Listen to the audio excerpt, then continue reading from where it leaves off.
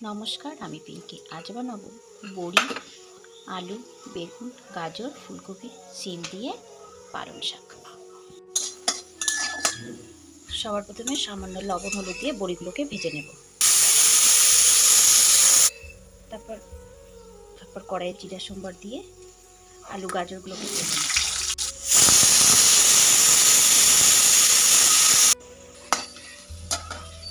এবার দিয়ে দেবো ফুলকপি,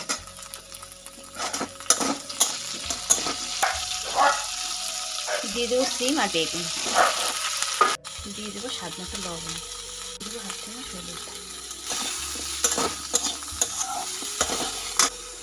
ভাজা ভাজা হয়ে গেছে, এবার দিয়ে দেবো জিরা লঙ্কা বাটা, কষিয়ে নেব। এবার আটা কষানো হয়ে গেছে, দিয়ে দেবো পালং শাক।